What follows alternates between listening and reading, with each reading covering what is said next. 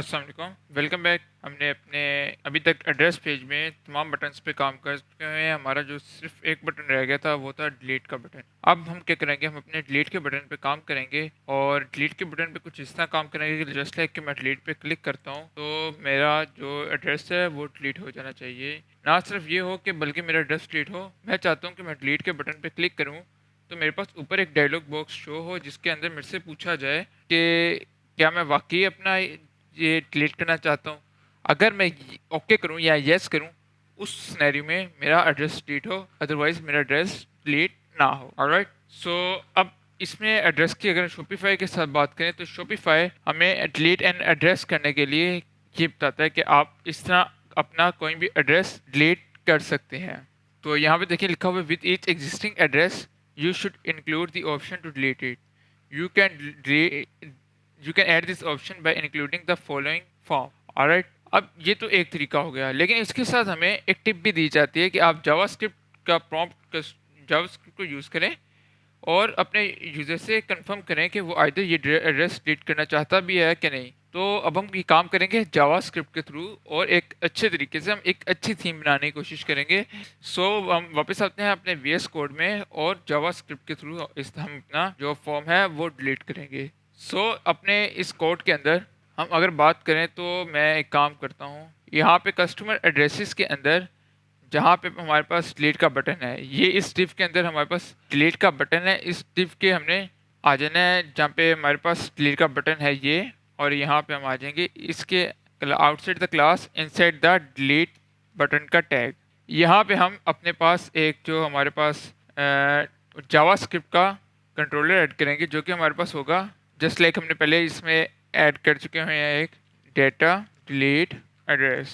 Alright, हमने ये add करते हैं और ये ऐड करने के बाद हम क्या करते हैं, ये ऐड करने के बाद हम अपने स्क्रिप्ट टैग में आ जाते हैं। मैं एक काम करूँ, आप एक काम और भी कर सकते हैं कि जस्ट लाइक कि यहाँ पे हमारे पास जो ये डिव है फॉर्म की, आप इसको क्लोज कर दें।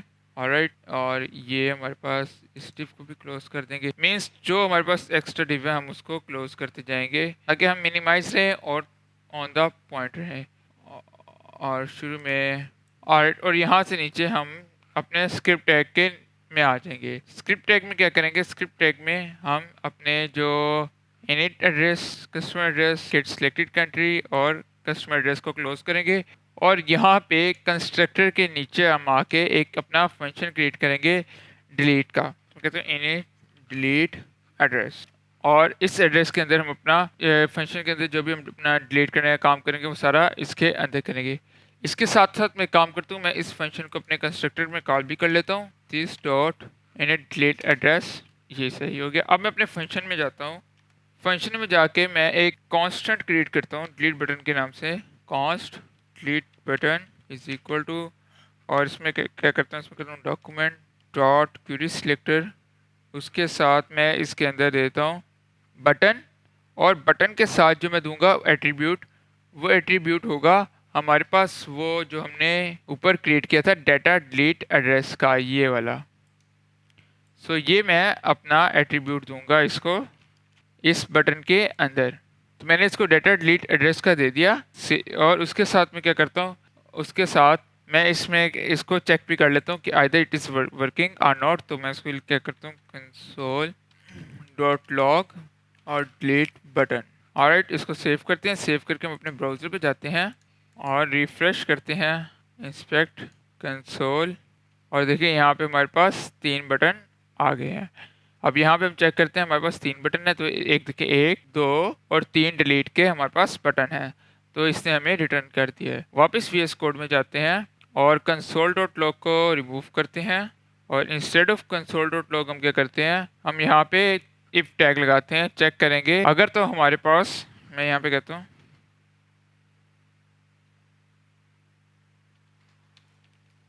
इफ, अगर तो हमारे पास जो डिलीट बटन है उसकी जो लेंथ है वो 1 से कम है, डेट्स मीन्स कि हमारे पास डिलीट बटन एक भी नहीं है, तो उस सिनेरियो में हम कोई काम नहीं करेंगे, हम सिंपल रिटर्न कर देंगे। ऑलराइट, यहाँ पे हम करते हैं रिटर्न। अदरवाइज अगर तो कह लेते हैं हमारे पास डिलीट बटन एक या एक से ज़्यादा है, तो फिर हम उस पर इवेंट लिसनर अप्लाई करेंगे। तो सेकंड सिनेरियो में मैं क्या करता हूँ, मैं कहता हूँ एक लूप लगाता हूँ delete button dot for each और बटन, और यहाँ पे मैं इवेंट लिस्टनर लगा देता हूँ। मैं कहता हूँ button dot add event listener. Event listener क्या होगा? इवेंट लिस्टनर होगा क्लिक पे, और इसके साथ मैं इसमें देता हूँ function with parameter of E. Alright, और उसके साथ मैं चेक करता हूँ कि अब ये हमारा बटन जो है वो वर्किंग में है कि नहीं, कि मैं इवेंट लिस्टनर डाला है तो अब क्लिक करने पे ये वर्किंग में है कि नहीं ये मैं चेक करता हूँ। तो मैं यहाँ पे लिखता हूँ कंसोल डॉट लॉग और यहाँ पे लिखता हूँ वर्किंग। सेव करके हम ब्राउज़र में जाते हैं, रिफ़्रेश, और रिफ़्रेश करने के बाद जैसे मैं डिलीट पे क्लिक करता हूँ वर्क, ये वाला बटन वर्किंग में है। देखिए साइड को आ गया। अब ये वाला वर्किंग में है, देखें तीनों बटन हमारे वर्किंग में है। वापस VS कोड में आते हैं, कंसोल डॉट लॉग को रिमूव करते हैं और इसकी जगह पे हम अपना कोड करते हैं। लेकिन उससे पहले हम क्या करते हैं, उससे पहले हम अपना फॉर्म क्रिएट कर लेते हैं। तो वापस हम अपने आते हैं बटन के नीचे।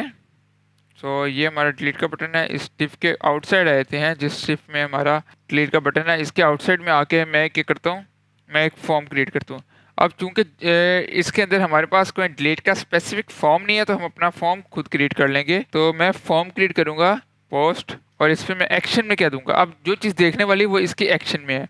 एक्शन के अंदर मैं जाके यूज़ करता हूँ एड्रेस डॉट URL। ऑलराइट, अब अगर हम देखें, अब मैं इसको सेव किया, रिफ्रेश किया यहाँ पे आके, अब देखिए मैं डिलीट को इंस्पेक्ट करता हूँ।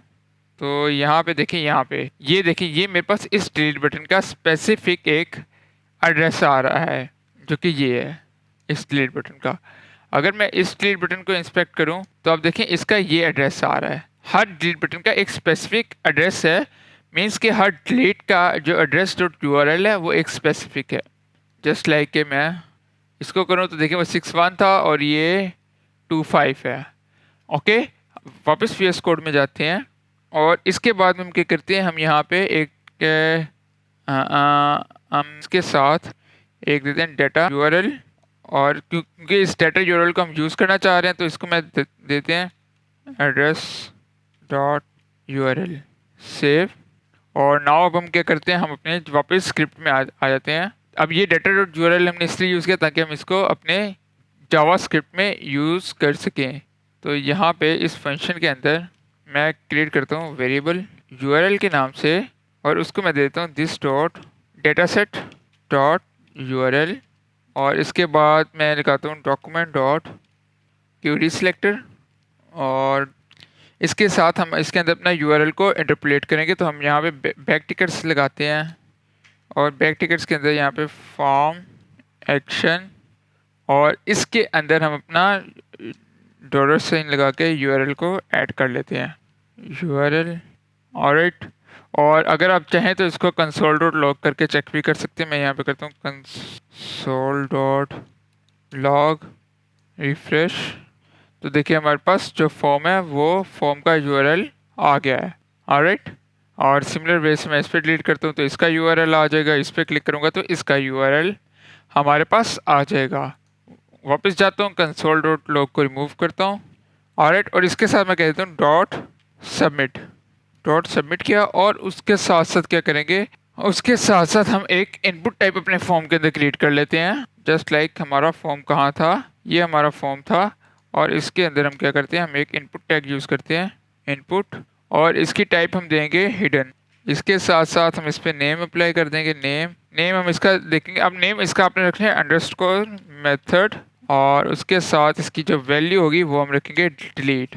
ऑलराइट, और उसके बाद हम वापस आ जाते हैं अपने VS कोड में, और यहाँ पे हम इसको सेव करते हैं।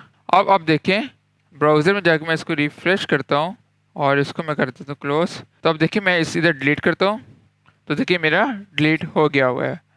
ऑलराइट, अब मैं क्या करूँगा, मैं यहाँ पे एक डायलॉग बॉक्स क्रिएट करूँगा कि डिलीट करने पे वो मेरे से डायलॉग बॉक्स के थ्रू पूछे। तो मैं वापस VS कोड में जाता हूँ और अब डायलॉग बॉक्स का हम कोड करते हैं।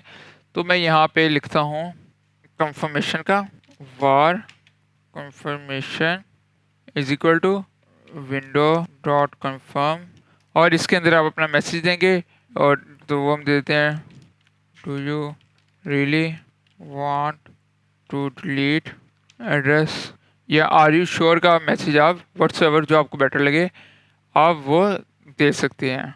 ऑलराइट, मैंने ये एक मैसेज इसके अंदर दे दिया और इसके साथ मैं यहाँ पे एक चेक लगा देता हूँ कि अगर तो मेरा एक जो मर्चेंट है वो वाकई श्योर है। अब देखें ना, जो विंडोज डॉट कन्फर्म है ना, तो कन्फर्म हमें बुलियन रिटर्न कर रही है, आइदर इट इज़ ट्रू और फॉल्स।